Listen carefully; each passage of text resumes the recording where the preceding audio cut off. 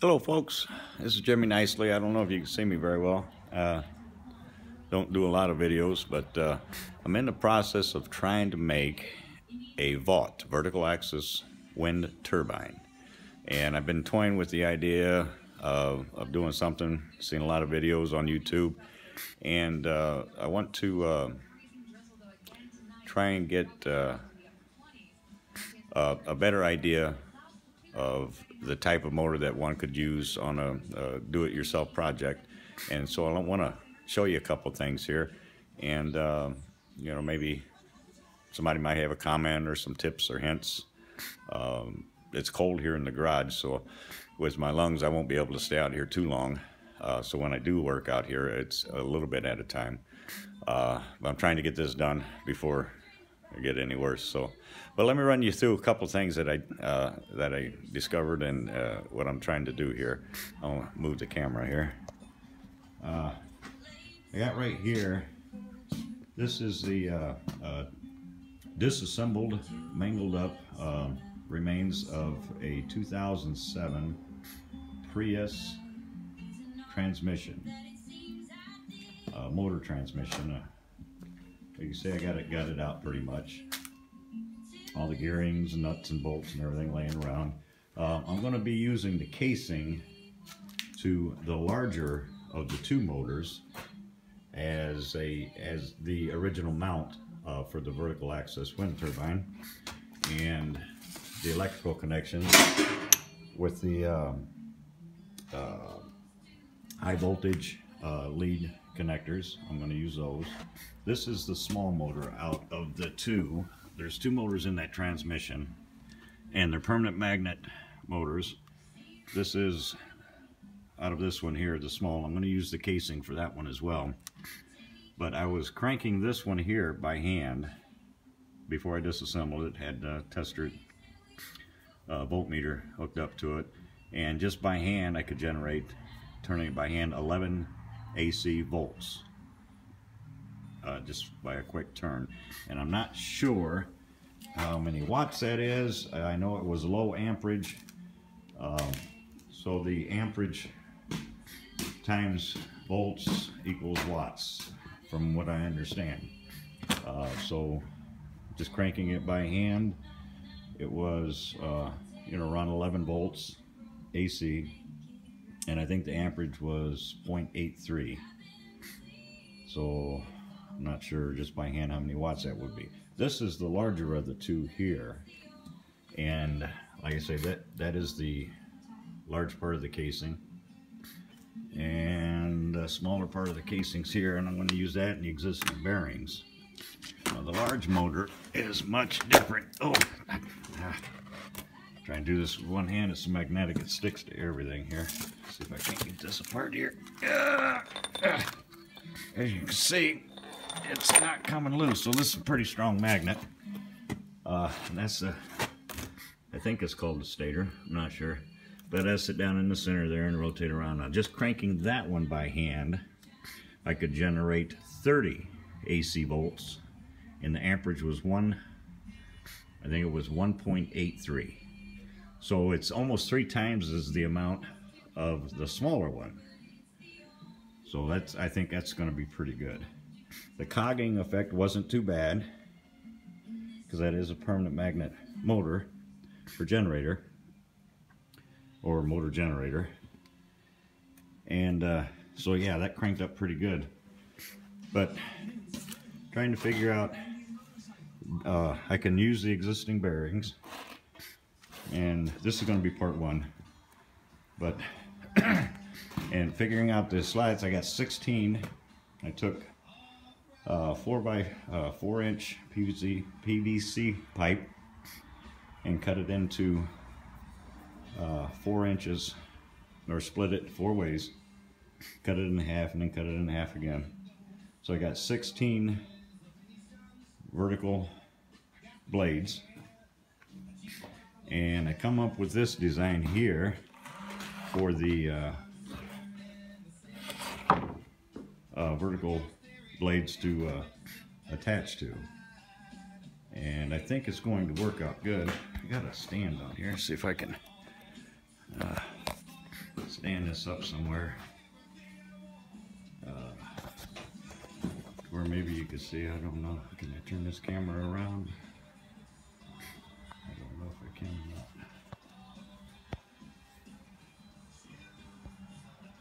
I don't think I can turn it around.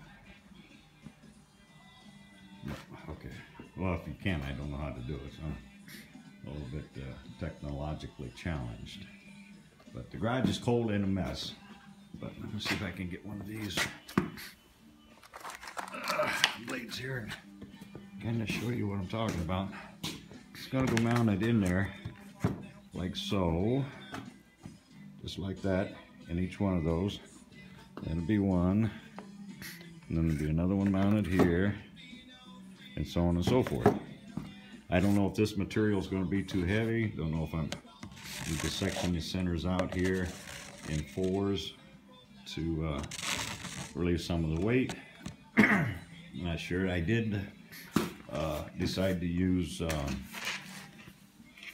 the bearing system.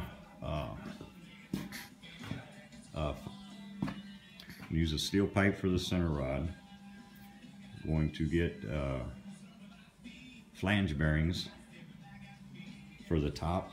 I think I got some flange bearings here, but they're the wrong size. I got 5/8 and I got 7/8 on the way. Yeah, these are the 5-inch flange bearings. This one here.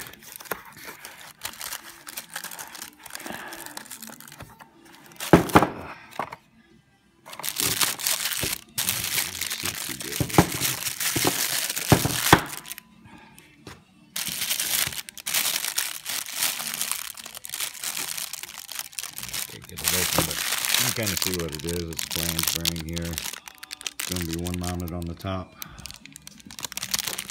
here, like so. And the steel rod will go down through there. Then one in the center, attaching the center, because I got 3 of them. And so I'm going to use that flange bearing.